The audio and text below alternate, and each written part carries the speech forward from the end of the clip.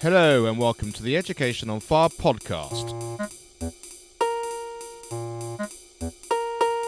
The place where we share creative and inspiring learning in our schools.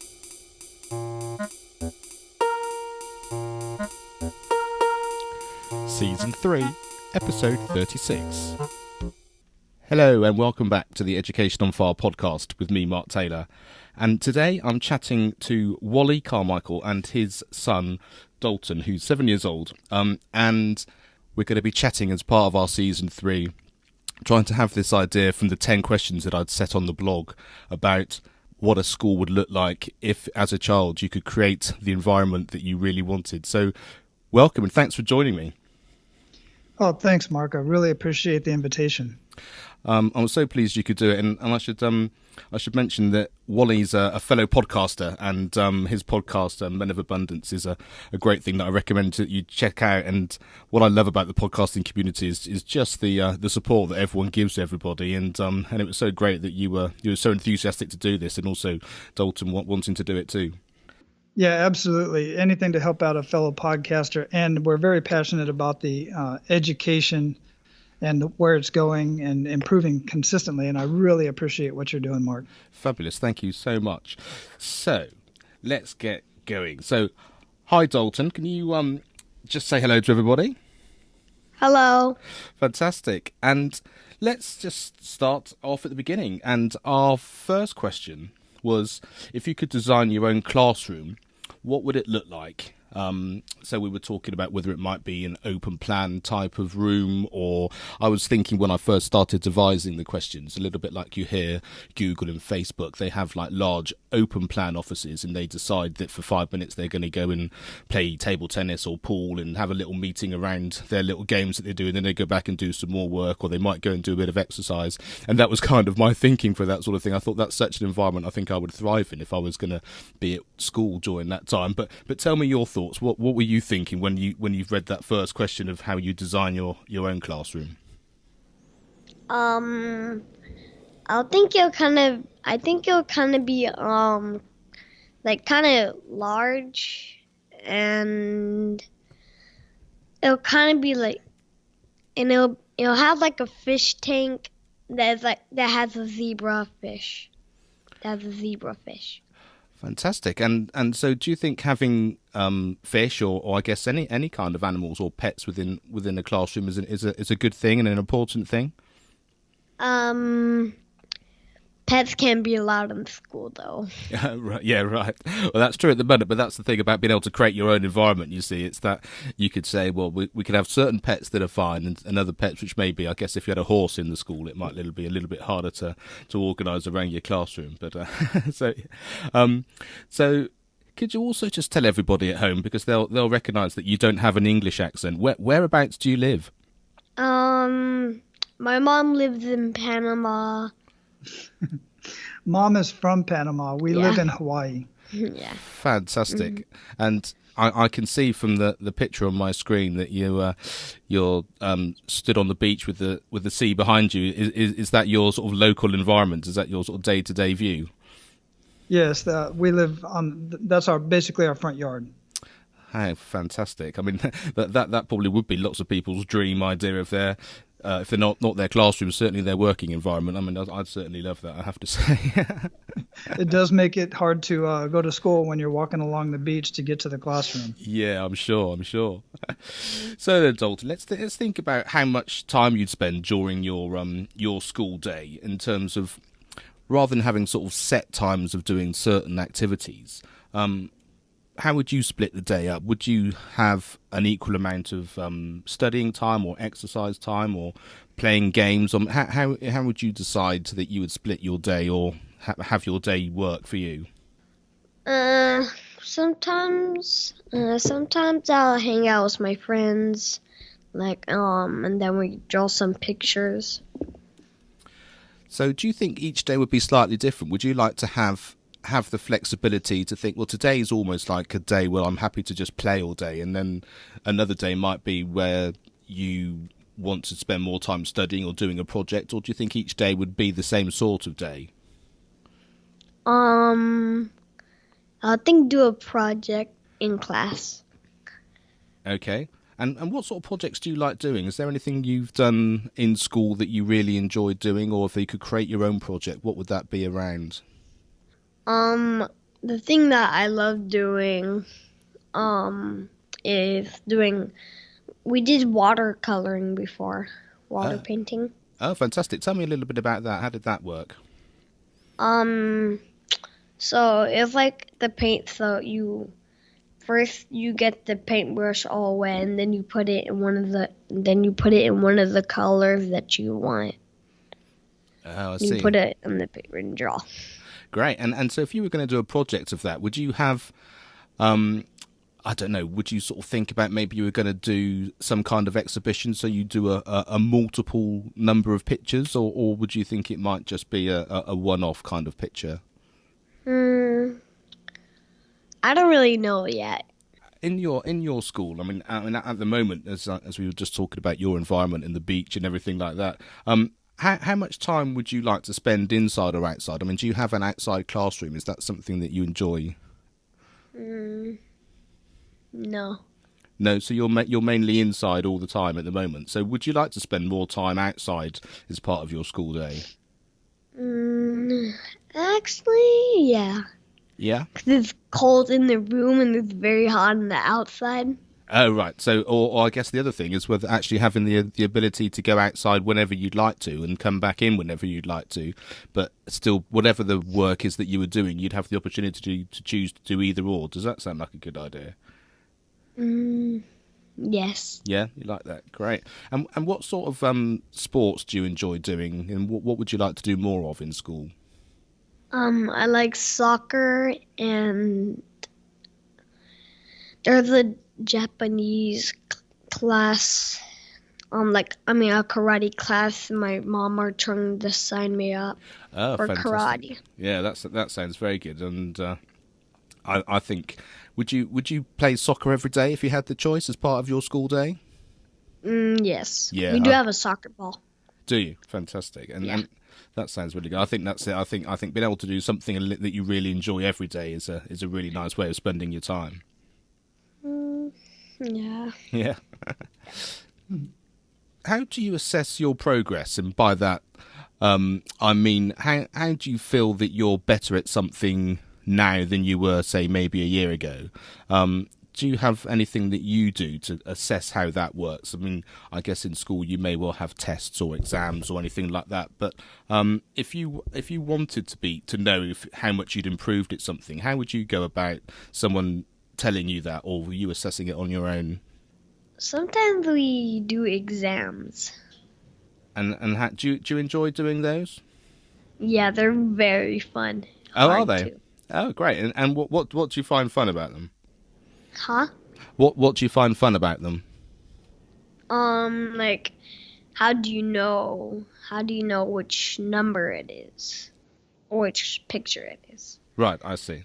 And how often at school currently do you talk about things like exercise and how your sort of day-to-day well-being? So how often the things that you eat, the things that you're exercising, talking about breathing or talking about sleeping or even mindfulness, is that something that comes up in your class at school at the moment? No, but some of my friends, we like to talk about like Shakeology. Oh, okay. And Yeah. and did that come through something you were doing at school, or was it just something that they were interested in anyway? That didn't come out of school. No. Okay. So it's quite good, isn't it, when your friends and yourself can come up with things which you both find interesting.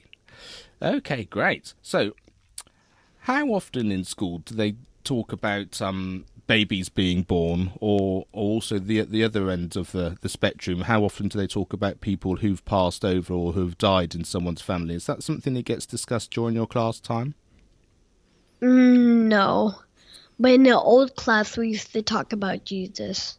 Okay, so you sort of did it through that sort of formal, sort of religious idea. My daughter's school, they ring a school bell when somebody's been born in the family, which is always a really nice thing to have done. So it means that every time there's a baby being born, whether it's a sister or a brother or a cousin or something like that, they go and ring this bell, which is always it's a very happy occasion. They do it to welcome a new baby into their community, which is always a really lovely thing to hear, actually.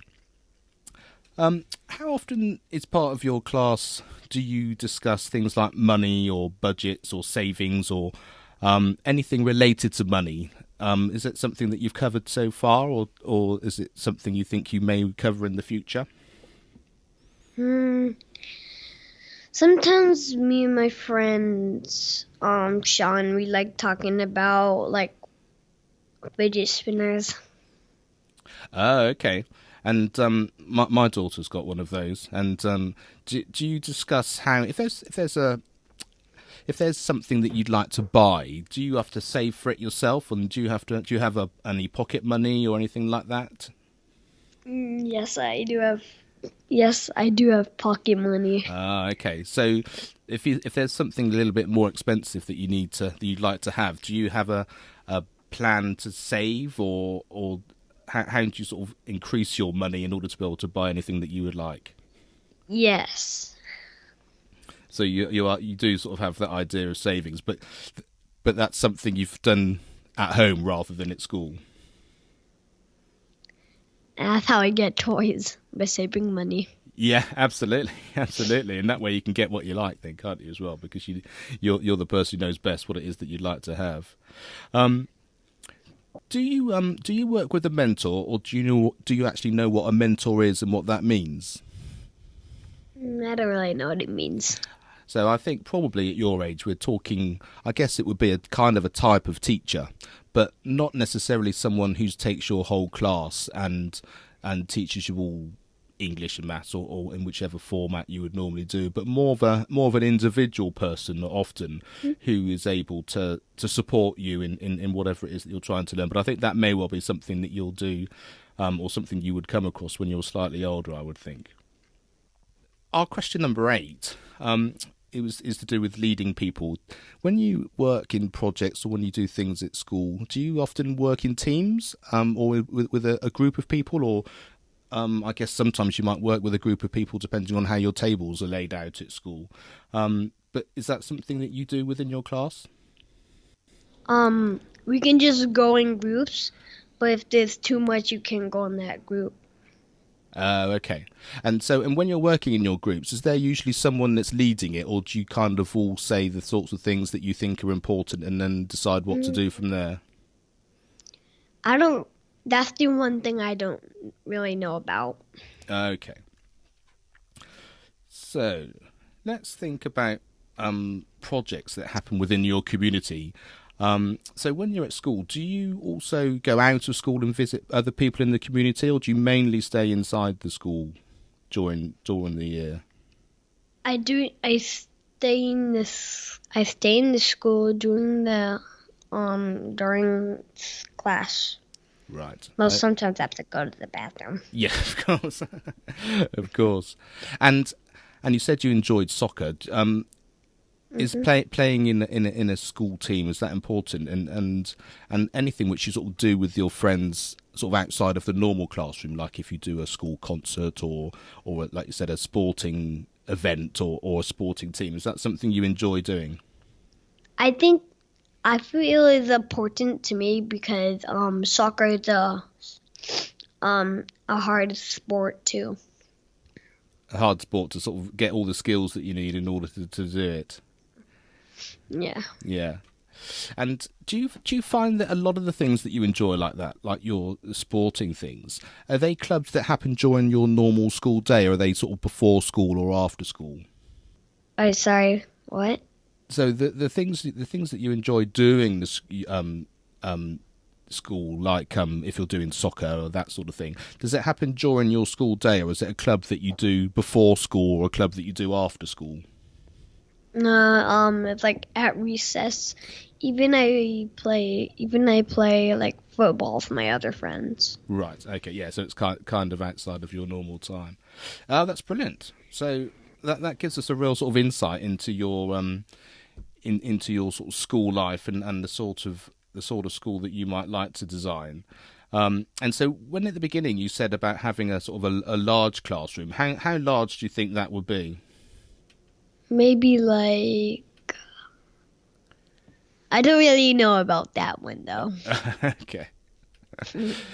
Fabulous. And can I just ask you, Wally, bring you back in there? I mean, from your experience of your school life, and also obviously now as a father, what are your thoughts on some of those ideas about how the school system works now, as opposed to the sorts of changes you might make if you could make any choices? Yeah, just from my experience, I have 3 boys and 22, soon to be 18, and Dalton will be 8 in August. And with all 3 of them, with the various teachers, they were all pretty much, the teachers wanted to diagnose them with ADHD type of stuff. But one teacher specifically, who she said she had adult ADHD, she had her classroom set up so that there were couches, rugs, throw pillows, bean bags, and as long as the students were paying attention and doing what they were supposed to do, they could sit wherever they wanted. Right. And if they didn't, then they had to go sit in one of the desks. Okay. And some of them were comfortable in the desk, but she would make them go sit in a desk in this one area. It was kind of a punishment type of thing, but at the same time, it was just giving them choices to sit where they wanted to do. The other thing that I really liked about that particular classroom was some students, especially boys, and I mentioned I have boys because they are different and they all learn like me. They're kinetic learners. And my son that I was talking about, my oldest, he couldn't express himself as far as an understanding of the material being taught in the classroom. He couldn't express that as well in writing. And the teacher recognized that. So she just wanted to make sure that he understood the material being taught in the classroom. So she asked him to basically do like a project, like a mock-up. Let's say, for instance, it was a Native American type of subject. And he would have to create like a landscape with how they lived, some of the livestock they had, some of the activities that they did on a daily basis and stuff like that. And he created that. And then she was like, okay, you got it. You understand the material. Yeah. And it really fostered more of a creative learning environment. And I just love that environment for learning. Yeah, I think what it does is it becomes more personalized, doesn't it? It's that kind of, as the child, what is it that you need and how do you learn best? And then being able to adapt the material around that means that you feel like you're able to contribute in a way that's important to you. And I think that's really sort of goes back to the teachers being more of a mentor than just a teacher, and also whether you have projects and that sort of thing that you can actually have some of the material being used in a slightly broader scope, and a broader scope rather, and I think that really does make a difference. And it's just having those conversations and the personalised learning, I think, is so important, and often it's needed for everybody. It's often sort of picked up when people believe people need extra help, but I think if we could teach in that way for everybody, I think everyone would thrive much more. Right, that's a very good point, and it's very difficult for teachers to do that, especially if there's just one in a class of 20, and to be able to cater to each individual learning, I guess, the way that they learn, right? So the other thing that you said there that I really liked was how, that it seems like some of the students need special attention. And it's not that they need special attention or more attention. They just need a different way to learn, in my experience. And that was true with me personally. Even in high school, I didn't want to learn the subjects that were being taught. So I didn't do well at it. And as soon as they said, well, you need to go into a special education class, I went in that class and I excelled, and the teacher was like, why are you here? I was like, I just don't like the subject matter. I can do it if I apply myself. I just don't want to. So it was like I had a learning deficit, and they put me in a special education class, and it was not the right thing for me because I was embarrassed to be there. So I quickly got out of it. And I think that's the thing about these things being relevant, isn't it? It's a little bit like we were just chatting before about the idea of money and budgets and savings and that type of thing. And my experience with my kids is that, they do lots of maths and they do some money related stuff, but not in a practical, real way. And I've mentioned this particular story on a previous podcast, but one of the best things they ever did was a project about creating their own product to sell. And the great thing about that was that it was very creative for them. What they did was they came up with a product they thought they could sell to parents. They had to finance it themselves in terms of working out how much it was going to cost. They had to market it. They had to basically set up their own business. And so the budgeting and all the maths and the English based in the material that they created, and they had to work in a project. They had a sort of a project leader, and everybody sort of fell into their own category of expertise. There were some people who liked leading, there were some people who liked the finance side of it, some people that liked the designing and the artwork side of it. And everyone found they had a common goal, but they all used their individual strengths to work together. And it was such a fantastic project. And it really was just because it was relevant to now. It was something they were able to create and something which was actually happening in their lives rather than it just being something else to learn for some point in the future. And I think that's another really important thing, is actually having it now relevant in their actual world that they can see around them. Right. Yeah, I completely agree with that. And Dalton's acting kind of shy right now, but one of the things that he does when you were talking about money was he recognizes that he's got some toys that he doesn't use very often. So he'll set up a little, tell him about your little shop that you set up in front by the road when you sell your toys. I got the toys that I never ever played with. And then one of my friends came over to buy one, Kaya and Savannah. So we worked through how much they're going to cost. I let him tell me how much he thinks that they're worth. And then I explained to him how much, okay, that's what they're worth to you, but understand it's a used toy and you got to decide how much somebody else is willing to pay for it. And then they go through the negotiation process, and it's really fun to watch the kids negotiate, dollars and cents for, a little toy that, who knows how much we paid for it, but he's selling it for maybe $1 or something. And he so excited coming in, and he had, sold his toys and earned $3. And I just think that's one of the biggest learning experiences that we can have as children going into adulthood, because ultimately, that's what we do. We ultimately communicate and add value to somebody else and get value back. Absolutely. And what's always great about that is the fact that it's exactly the same principles that you would do if you were buying and selling a house, or you were in a multi-million pound industry. The principles and the understanding of all of those things are the same, and that's why I'm often surprised that as you've just described, I've done with our children as well, as it's something that we do as parents, but not something which is often done in school, which I'm often surprised about, and just often not quite sure why they don't take that same standpoint. But I guess it's, as with lots of these things at the moment, it's quite hard to quantify a result or to be able to have a test or anything at the end of it to see how well they've done. It's something which actually just needs input and discussion from a teacher, and that's one of the things I think is quite hard for everybody at the moment, is the fact that if there isn't an absolute result at the end of it, or a right or wrong answer, then it's sort of being shied away from. And I just wish there was a way that we could just sort of implement some of these things back in. And I think projects like that are absolutely perfect to really give them a chance to have that experience. And like I say, everyone wins. The person selling gets rid of the things they don't need, but they then get the money. There's someone else that's actually bought something which they like, and most importantly, you're having that conversation, you're having that dialogue, and you're having that barter system of making sure that everybody's happy. And I think those principles are incredibly important. Exactly. And I think right there is the flaw. One of your questions was, how do you measure your progress? And it's just a general belief that in one way or one shape or form, one way or another, in school and in life, we have to have a way to measure our progress.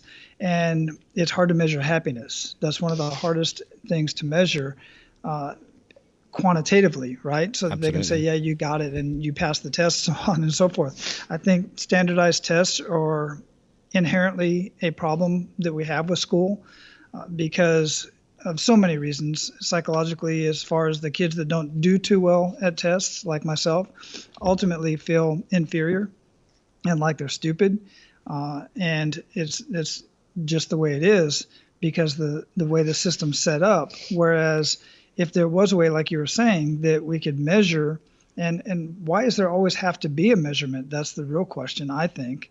Are you comprehending? Are you able to go out in life and communicate and so on and so forth? That's the hard thing to do, and I get that because at some point, even in life, some people measure their success by the amount of money that's in their bank or the toys that they have, parked in the garage of their big house, and everybody measures success differently in real life. It's just hard to do that in a school environment to make sure that the students are getting it. But like I said, the teacher that ensured that my oldest son was understanding the subject matter being taught in the classroom was different for him than anybody else. And she did that with other children as well. Yeah, and I think you probably there just sort of really hit the nail on the head in terms of what I like, and that's the fact that, once you take away the fact there needs to be a result or there needs to be a final answer, actually the progress or the way of assessing that progress is purely the conversation between the teacher and the pupil. This is what we're trying to learn, or I'm trying to ascertain whether you understand what we're talking about. And through our discussions, through our talking, through our project as we've set it up, or however you're working, we can see that you've done that because you've demonstrated it. You haven't had to write it down in an exam paper, but you've demonstrated in a real practical way that you understand it. And I think that sometimes is all you actually need. And if you've got a teacher and who turns around and says, this child is done brilliantly well and this is what I've done, that's all you need. Because, as highly trained professional people, that should be enough, and having faith in our teachers, that they can educate the children in the way they feel is the best, obviously under certain guidelines, but relatively, just to be able to say that this child is doing excellently like this, and this is how they like to work, and this is the things that we've produced together, then I think that shows progress, and it shows what you're doing and how you're working and how you're trying to move forward. Because if you looked back over a year, you could actually demonstrate all the things that have been done like that, and I think that should be enough. Agreed. And when you go into the workforce, one of the things that many employers look at, and I've researched this over and over, and I've seen this time and time again, that employers, they're not looking for grade point averages. They're looking for, what did you do while you were in school? How many committees were you a part of? Did you volunteer in the community? Were you a public servant type of thing? They're looking for that because they know inherently, in order for you to be able to engage in stuff like that, you have to know how to communicate. You have to know how to add value to people, and you just have to know how to do whatever it is that they want you to do within their organization. That's what they're looking for. I think you're absolutely right, and I've been involved in many conferences and committees that have exactly that. They have people within industry saying exactly what you said about what they're looking for, and it doesn't come from what the education system currently is set up by, and I guess that the big question that everyone's thinking about there is, does the system need to change? It was set up sort of from that sort of industrial revolution idea that we provided a workforce for what was needed outside of school. But as the outside of school bit has changed, the education system hasn't changed with it.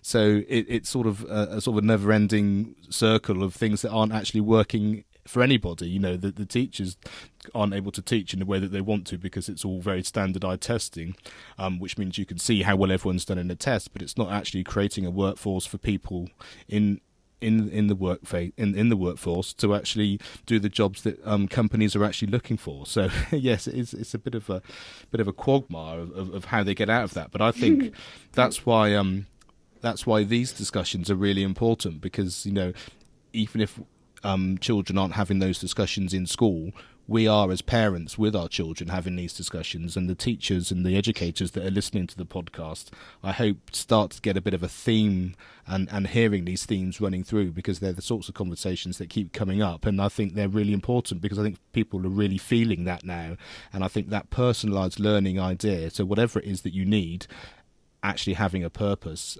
is important, and when it's relevant like that, it means you're working in that way that I think the workforce is definitely looking for as well. Yeah, that's absolutely correct, and you hit the nail on the head with the the industrial revolution and how our school system, the way it's set up now, has not changed. And the marketing for colleges back in the day, and people often think when I have these conversations that I'm down on education. I'm certainly not. Education is extremely important. It's what education you get and where you get it from that really helps the individual excel. So back when 50, 60 years ago, colleges were doing these huge campaigns, and they had these posters up with a student just graduated college holding his diploma, and then right next to him somebody who was a mechanic, obviously, or some sort of a trades worker, right? And they basically said that this is the way you want to go with the college, otherwise you're going to end up doing one of these trade jobs, plumber, electrician, mechanic, so on and so forth. Well, the problem is now today there are millions, literally millions of trade jobs out there because people don't want those jobs. They're not desirable anymore like they used to be. And people don't want to go to school and get an education in a subject matter or in a vocation that doesn't even exist anymore in some cases, or it's oversaturated. And they're coming out with a 4-year degree, literally working at Starbucks, trying to pay off their trying to pay off their $80,000 to $180,000 student loan. And you can get, the difference is you can go through your education, go to a trade school, learn a trade, and there's so many scholarships out there for the trade schools right now that they can learn a trade and they can go and start earning money right away and not be $80,000 in debt. So, it's all about what the individual wants to do. But I think we need to go back to realizing where you get your education is just as important as the education itself. I think that's absolutely right. And the other thing you mentioned just before was about being happy, which I think should be an integral part of everybody's schooling, just in terms of understanding what that means. I mean, how would you define that, and how would you put that into some kind of school system? Yeah, that's a great question. I tell my boys all the time, what I want for them is for them to decide what sort of lifestyle they want to live, and then ultimately do what you can to find a vocation that will help you live that lifestyle, understanding that hard work is involved. And I think that being a producer in whatever it is that you feel is your genius is ultimately what makes you happy. I mean, some guys want to go be firefighters, and that's their genius. That's what they want to do. Some guys want to work, in a cubicle and create spreadsheets and do accounting and stuff like that. I think whatever it is, we have to be productive. Part of being happy for me personally is being productive. Everybody talks about retirement and they want to retire, and retirement really didn't even come about until it's. If you want to get biblical about it, retirement doesn't even exist in the Bible. There's no such thing. Retirement came about 1880s by a German, some German philosopher, and started this whole retirement idea. But the fact of the matter is, those that retire, they die very quickly. I mean, literally, ultimately do nothing, no value for the community or anything like that. I bring that up only because it's important for us to produce and be valuable within our community. And whatever that is to you, it can be anything from literally digging ditches, if that's what makes you happy. If I know, I know of stories of a guy who owns a septic tank company. He was a corporate, executive, got tired of it, was, verge of heart attack. His health was declining. Somehow he found out or his septic tank went bad. He had to have it replaced. He could not believe how much it cost to get that done. So he started doing it. He decided to do it himself. And then he did a neighbor, and then he did another neighbor. Now he's a 7-figure income earner, and he owns a septic tank company. He didn't love it. That's not what he saw himself doing. But he's extremely happy because he's doing what he wants to do. He's helping other people in a very serious situation. He's providing value, and he's getting value back, and he's able to live his life. If a septic tank owner, somebody who changes out septic tanks, can be happy, that anybody can be happy as long as you find your passion in what it is that you're doing.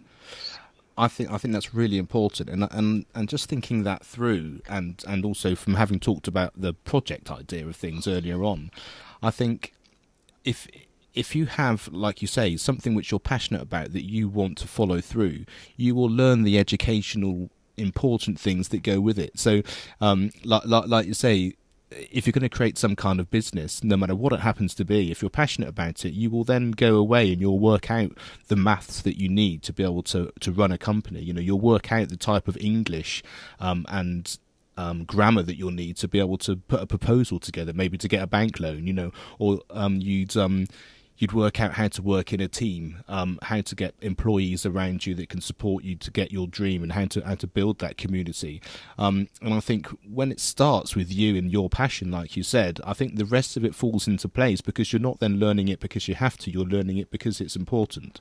And I think that's true at any age. I always come back to this as being a podcaster. You know, my podcast launched in December, but for about a year before, I learned about recording, I learned about editing, I just found all the content I possibly could and read lots of stuff and listened to lots of stuff, not because I had to, but because I was really passionate about it and I wanted to.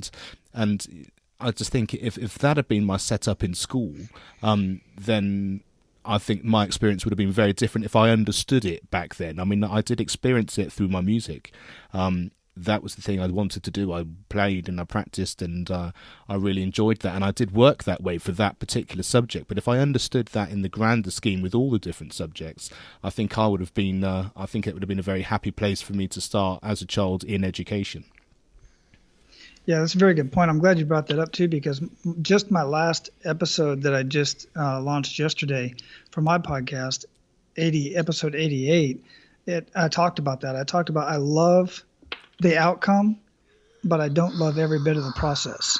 And I'm talking about many different things, but specifically I did mention podcasting. I love this part of the podcasting. I love having these conversations with amazing people around the world and living a life of abundance. But then I have to do all the editing, and each episode takes like 3 hours, from start to finish, not to mention the research that I do on my guest and all that type of stuff. So when it comes to anything in life, and whether it's your vocation or you're trying to, get stronger, faster, healthier, lose weight, you're excited about the outcome, and that you can be passionate about. But you don't have to have passion in every single process, every part of the process. And that's where a lot of people fall short. As soon as they find that part of the process that they don't like, they stop doing what they're doing.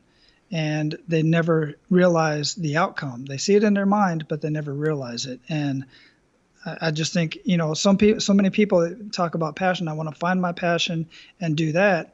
I think you can find passion in parts of everything that you do.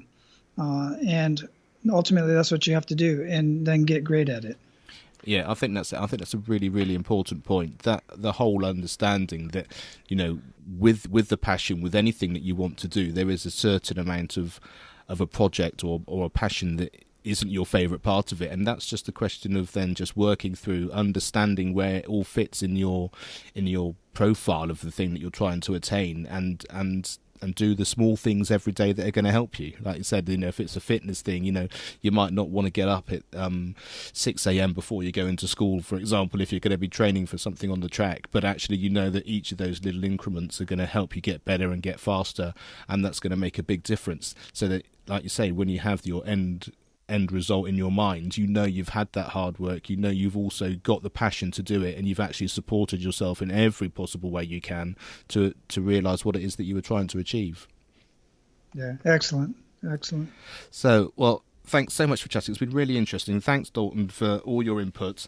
And You're welcome. Thank you. And I think you're very lucky, because you're obviously having these discussions with your dad as well. And I think, as we said, education we talk about in terms of schooling, but I think understanding as well that our education is from everybody that we come into contact with, and so whether we're getting it through our parents, or whether we're getting it through a mentor, or through our teachers, or other people in the community, understanding that it's all part of our education and our learning experience, and we're all making a difference. is actually the most important thing that we can probably take away. And from there, even if we believe we'd like it to look different in our eyes, whether it's the type of school that we have or the environment the school's in, if we take in that bigger picture and all those people we've got in our lives, I think we can be very grateful that we're heading in the right direction and taking all the positives and learning what we can for that and trying to change the bits that we think we can improve on. Yeah, absolutely. So thanks very much for joining me, and I really appreciate your time. And yes, I hope Dalton, the rest of your schooling involves more soccer and improved skills in that area, and gives you the happiness that you want out of life. Thank you. You're very welcome. And so thanks for joining me here on Education on Fire, and I look forward to speaking to you again another time. I heard about my dad that he said it was fun, so I believed him. So this is why I did it. Right, great. I'm really pleased. I think it's a great thing for you two to share. Awesome. Thanks, Mark. I appreciate the opportunity. Aloha. Thank you very Bye. much. Bye-bye. Thanks for listening to the Education on Fire podcast. For more information of each episode and to get in touch, go to educationonfire.com.